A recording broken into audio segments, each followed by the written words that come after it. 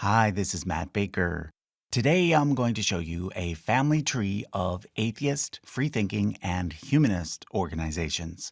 This will be the last video in my series on religious denominations, although in this case we are actually now dealing with non-religious denominations. And once again, I want to point out that I'm using the word denomination very loosely. Obviously, there is no such thing as an atheist denomination. But then again, neither are there any Jewish, Muslim, Hindu, or Buddhist denominations. This is because the word denomination really only works in a Christian context. However, throughout this series, I've used the word simply as a way to divide major groups into smaller divisions.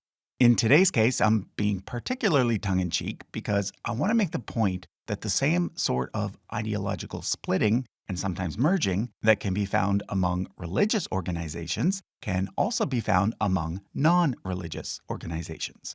Now, the reason why I've chosen to focus on non-religion for this episode rather than on something like Shinto or Taoism boils down to the fact that the category no religion is actually the fourth largest religious group in the world today. And in the US, it's actually number 2. So because I've already covered Christianity, Islam, Hinduism, Buddhism, and Judaism, it seemed to make the most sense to round things off by focusing on this last remaining large group. However, I should clarify that not everyone in the no religion category is necessarily an atheist. No religion is simply a catch-all for people who don't belong anywhere else. So, in addition to atheists, it also includes many people who probably hold some sort of vague notion of God, or at least have some sort of personal spirituality. It's just that they don't consider themselves a member of any established religion. I can't really say much about these type of people, so instead I'm going to focus on those in the no religion category who do hold well-defined views, well-defined non-religious and non-spiritual views. People like atheists, freethinkers, and humanists. Now, I've already done a previous video on atheist terminology based on my PhD research, so I won't go through all that again. If you're curious to know more, just check out the link in the description. But basically, here's the bottom line. In the 21st century Western world, people who call themselves atheists are, generally speaking, also humanists and freethinkers, even if they don't use the terms. In other words, whether we're talking about atheists or freethinkers or humanists, we're actually talking about the same group of people. Each term simply emphasizes a different aspect of the worldview that most atheists hold. So, for example, the term atheist focuses on ontology, which deals with what exists and what does not. Western atheists generally hold that there is no such thing as the supernatural, meaning that everything that exists is a part of the natural world. So, no God or gods, at least not in the way that these terms are defined by major world religions. In contrast, the term freethinker focuses on epistemology, which deals with how we obtain knowledge. Freethinkers hold that science and reason are the best tools for the job, and they reject any claims that are based entirely on tradition, holy books, or any other form of supposed divine revelation. Finally, the term humanist focuses on ethics. Humanists hold that people can be good without God, and they advocate that we should all work to improve society, not because we were told to by God, but because doing so benefits humans. So with that under our belt, we're now ready to look at the family tree of atheist denominations. But before we do that, I want to tell you about today's sponsor, MyHeritage. Most people have at least a passing curiosity about their ancestors and want to know more about their own family tree. Well, MyHeritage makes discovering more about your own family's past really easy. All you need in order to start is what's called a Magic 7. These are the names of yourself, your parents, and your 4 grandparents. If you have that, MyHeritage can do the rest. By comparing the names on your initial tree to the names in their database, which includes around 20 billion records, MyHeritage will offer you suggestions. Whenever you accept a record match, MyHeritage will automatically add new people to your tree. Before long, you'll have great-grandparents, great-great-grandparents, and so forth. As a chart lover, one of my favorite things about MyHeritage is that it can also create a timeline using the people on your tree. This allows you to see the lifespans of each ancestor and visualize how each person's life overlapped with others. So, if you want to get started on building your own family tree, you can try out a free 14-day trial of MyHeritage right now by using the link in the description or pinned comment. After that, as a Useful Charts viewer, you will be offered 50% off their annual subscription. Okay, now back to the family tree of atheist denominations. Although atheism can be found in ancient times, particularly in Greece and India, most atheist movements today trace their roots back to the modern Age of Enlightenment, which occurred approximately between the years 1650 and 1800. It was sparked by the earlier Reformation and Scientific Revolution, both of which started in the 1500s. The Reformation had led to the Roman Catholic Church losing its position in Western Europe as the final authority on, well, just about everything. And the Scientific Revolution led to the realization that certain knowledge could be better gained through things like observation and experimentation. So during the Age of Enlightenment, many scientists and philosophers continue to push the envelope even further. Leading thinkers started to question the reliability of the Bible and whether or not God was involved with the day-to-day workings of the universe. However, it's important to note that at this point, very few thinkers actually considered themselves to be atheists. In fact, most figures associated with the Enlightenment were what we call deists. A deist is someone who believes that God created the universe but no longer intervenes in it. However, over time, as religious freedoms grew in both Europe and America, it became less and less important for thinkers to keep hold of a belief in a creator God. Thus, eventually, anyone who focused exclusively on science and reason, rejecting any notion of divine revelation, became known as a freethinker. You might have noticed that earlier in this video, I placed a flower above the word freethinker. That flower is a pansy, and I used it because the pansy eventually became the main symbol for the free thought movement. This is because the name comes from the French word penser, which means thought. It received that name because in late summer, the flower bends over as if it is deep in thought. The free thinking movement reached its peak between the years 1859, which is when Charles Darwin published his Origin of the Species, and 1914, the start of World War I. This period is known as the Golden Age of Free Thought, and it's when the earliest surviving free-thinking organizations were founded. The first was the National Secular Society in the UK, founded by Charles Bradlaugh. He was the first person to request to affirm that he would tell the truth, rather than taking an oath on a Bible, which eventually led to new laws around this issue. The word secular was actually a new term in the late 1800s, having been recently coined by George Holyoake. It's based on the Latin word saculum, which had previously been used by the church to refer to worldly things, in contrast to holy things. Holyoake and Bradlaugh chose to use the word secular because at this point the word atheist was still seen as problematic. Plus, they weren't really interested in attacking religious beliefs. They just wanted equal rights for those who didn't hold them. However, since freethinkers were still being ostracized, Holyoake helped start the Rationalist Press Association in order to publish free-thinking ideas. It still exists today, but is now simply called the Rationalist Association. In the US, one of the very first free-thinking organizations was the National Liberal League, which was eventually reorganized as the American Secular Union. Its most prominent leader was Robert G. Ingersoll, who earned the nickname the Great Agnostic because of his passionate speeches advocating free thought. The word agnostic was also brand new in the late 1800s. It was coined by Thomas Huxley because he felt that people should not say they know that which they have no scientific grounds for. During the golden age of free thought, another related movement began, known as the ethical movement. It would lay the foundation for what later became known as humanism. The movement was started by Felix Adler, whose father had been one of the leading rabbis in Reform Judaism.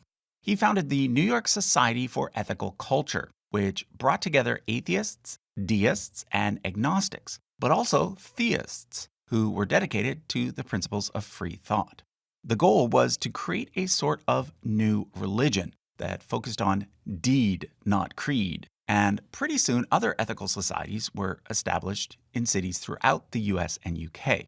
In the US, these eventually joined together as the American Ethical Union, and in the UK as the British Ethical Union.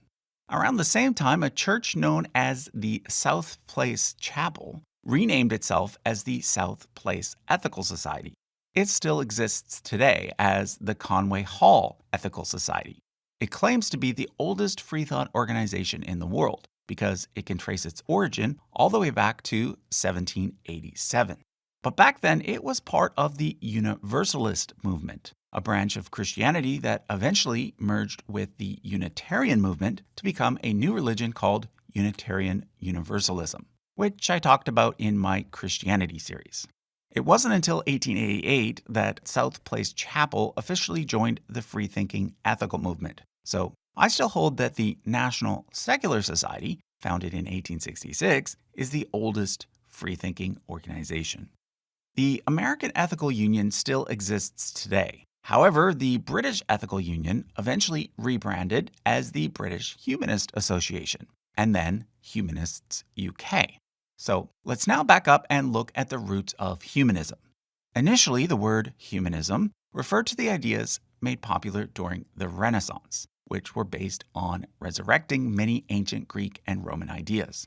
However, in the early 20th century, it took on a new meaning, representing a branch of the free-thinking movement that, like the ethical movement, wanted to start a sort of new human-based religion. The first organization to use the word humanist in this new way was the Humanist Fellowship, established in Chicago in 1927. In 1933, it published a document called A Humanist Manifesto, which today is known as Humanist Manifesto 1. It starts like this. The time has come for widespread recognition of the radical changes in religious beliefs throughout the modern world. The time is past for mere revision of traditional attitudes. Science and economic change have disrupted the old beliefs. Religions the world over are under the necessity of coming to terms with new conditions created by a vastly increased knowledge and experience. In every field of human activity, the vital movement is now in the direction of a candid and explicit humanism. In order that religious humanism may be better understood, we, the undersigned, desire to make certain affirmations which we believe the facts of our contemporary life demonstrate. There were 15 affirmations in total, 2 of which were: religious humanists regard the universe as self-existing and not created, and religion must formulate its hopes and plans in the light of the scientific spirit and method. 34 people signed the manifesto, many of them Unitarian ministers, which is why this first Humanist Manifesto still uses the term religion, something that would change with the next version. Anyhow, the original Humanist Fellowship in Chicago eventually became the American Humanist Association, which is what it is called today. And a similar fellowship in Montreal eventually became Humanist Canada. Its first president was Henry Morgentaler, who is famous in Canada for his role in the abortion rights movement. However, in the 1970s and 80s, the direction of humanism changed significantly. In 1973, the Humanist Manifesto 2 was published, 40 years after the first one. This time, all the language positioning humanism as a new religion was dropped, and instead of being mostly signed by Unitarian ministers, it was signed by a wide range of intellectuals, including the co-discoverer of DNA, Francis Crick, science fiction writer Isaac Asimov, feminist Betty Friedan, Reconstructionist rabbi Mordecai Kaplan, psychologist B.F. Skinner, and many more. The driving force behind Humanist Manifesto 2 and its more secular language was a man named Paul Kurtz. He eventually formed his own humanist organization called the Council for Secular Humanism, combining those 2 words together for the first time. He also founded an organization called SciComm, which stands for the Committee for the Scientific Investigation of Claims of the Paranormal. So not only was he interested in challenging the claims of religion, He was also interested in challenging beliefs in things like ghosts, UFOs, and psychic abilities. For over a decade, these two organizations operated separately, but in 1991, they merged to become the Center for Inquiry. Unfortunately, near the end of his life, Kurtz was basically forced out of his leadership position there so that a new generation of leaders could take over. Now, before I move on from humanism, I want to point out that a Humanist Manifesto 3 was also created in 2003. And in addition to the 3 manifestos published by the American Humanist Association, the Council for Secular Humanism has also published 2 of its own, a Secular Humanist Declaration in 1980 and Humanist Manifesto 2000 in, 2000. Finally, Humanists International, which is the umbrella organization for humanists all over the world, has also published 2, the Amsterdam Declaration of 1952 and the Amsterdam Declaration of 2002. These 7 documents are the closest things you're going to find to creeds within the atheist community. And this is where my PhD research ended up being a bit controversial. Atheists, of course, will argue that they do not follow any creeds. They simply lack a belief in God. However, in my paper, I argued that while atheism itself is not a fully fleshed out worldview, complete with set beliefs, most atheists, at least in the 21st century Western world, tend to adhere to the beliefs of humanism, which is in fact a fully fleshed out worldview, complete with set beliefs. To test this theory, I took a series of statements directly from the 7 Humanist Manifestos and asked a very large sample set of 17,632 self-described atheists to rank their agreement or disagreement with them using a 5-point Likert scale. The results overwhelmingly showed that the vast majority of atheists agree with the main beliefs of humanism. If you want to check out my full dissertation, I'll drop a link to that in the description. Let's now move on to actual atheist organizations, because up to now, all the organizations we've looked at have chosen to use other terms instead, like freethinker, secular, rationalist, ethical society, or humanist. Like I already said, for many years the word atheist simply carried too much of a negative connotation. But that changed in 1963. Which is when the organization, American Atheists, was founded by Madalyn Murray O'Hair, who later earned the title, the most hated woman in America. One of the reasons she started the organization was because of a court case she was involved in over not wanting her son to have to participate in school prayers and Bible readings. That case was eventually combined with another similar case and went all the way to the Supreme Court, which ruled 8-1 in O'Hair's favor, saying that it was unconstitutional to force students to pray or read the Bible in school. Interestingly, one of the children at the center of that case, O'Hair's son Bill, went on to become a Christian and then a Baptist minister, and today is a social conservative lobbyist, the exact opposite of what his mother was. As for Madalyn Murray O'Hair herself, she met a very tragic end.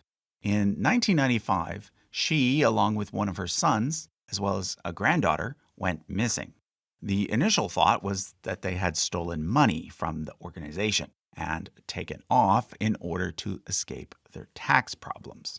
But several years later, police concluded that the trio had been kidnapped and murdered by a former felon who had been working for American Atheists. The bodies were not found until 2001. Another major organization that uses the word atheist in its name is the Atheist Alliance International. It started when several local atheist organizations in the US decided to join together, but then eventually it came to unite atheist organizations from all over the world. It currently has special consultative status with the UN when it comes to atheist-related issues. Now, I can't talk about atheism without mentioning the so-called New Atheist movement, which started in the early 2000s. It's strongly associated with 4 prominent atheists, who are sometimes called the Four Horsemen: Richard Dawkins, Sam Harris, Christopher Hitchens, and Daniel Dennett. Around the same time, they all wrote books strongly criticizing religion, motivated in part by the recent 9/11 terrorist attacks. This marked a notable change within the atheist movement. Up to this point, atheists, freethinkers, and humanists mostly just wanted to have equal rights alongside religious people. But with the publication of these books, the mood switched to making a direct attack on religion, and to use a Christian term, to become more evangelistic about spreading atheist ideas. In 2006, Richard Dawkins started his own foundation to promote science over religion, although in 2016, it ended up merging with the Center for Inquiry. Around the same time, both Dawkins and Dennett helped to promote another organization called The Brights. Its goal was to rebrand atheists as brights, in a similar manner to how homosexuals have become known as gays. However, as of 2024, the term bright hasn't really caught on. Let's now move to the other side of the chart so that I can point out the Freedom from Religion Foundation. It was founded by Anne Nicole Gaylor and is currently run by her daughter, Annie Laurie Gaylor, and her daughter's husband, Dan Barker, who had previously been a Christian minister. The Freedom from Religion Foundation is unique in that it's one of the few organizations founded in recent decades that uses the term freethinker as the primary descriptor for its members, rather than words like atheist or humanist, which today are more popular. When it comes to the epistemology component of the worldview I mentioned earlier, there's actually a new term that's used these days that's kind of overtaken the label freethinker, and that is skeptic. In many ways, a skeptic is the same thing as a freethinker. It's a person who wants to use science and reason to gain information, rather than tradition or divine revelation. I already pointed out PsyCop, which is now a part of the Center for Inquiry. So in addition to being a humanist organization, take note that the Center for Inquiry is also very much a skeptical organization. However, there are two other US-based skeptical organizations that I want to point out. The first is the Skeptics Society, founded by Michael Shermer. It publishes the magazine Skeptic. However, in 2013, Shermer became the focus of a major scandal within the atheist community when he was accused of both rape and sexual harassment. Shermer was never charged, but lines were divided between those who believed the women and those who believed Shermer. Atheist communities tend to be dominated by men, so the whole thing has led to some pretty serious discussions about the role of women in the atheist movement. Now, the reason why I bring this whole thing up is simply to demonstrate that non-religious communities aren't immune to the sort of problems that can be found in church settings. Already in this video, I've pointed out allegations of tax fraud, allegations of new leaders kicking out the old, and most seriously, allegations of sexual assault. The point is, humans are humans. And whenever you get humans joining together in organizations, there's going to be problems and conflicts. The other big skeptic organization in the US is the James Randi Educational Foundation, founded by the late magician James Randi. It operated the $1 million Paranormal Challenge, which promised to pay out $1 million to anyone who could demonstrate a supernatural or paranormal phenomenon under certain agreed-upon scientific testing criteria. As you might have guessed, no one ever did collect the $1 million. Now, before I go, there's one more group of people that some of you might be surprised to learn also deserve a place on this chart, and that is Satanists. Unlike what many people assume, most Satanists do not believe in an actual Satan. Instead, they are simply atheists who use Satanism as a way to criticize mainstream religion and to put the focus on humans instead of the supernatural. This is particularly true of the Church of Satan, founded in 1966 by Anton LaVey. However, it is not true of the Temple of Set, which broke away from the Church of Satan in 1975.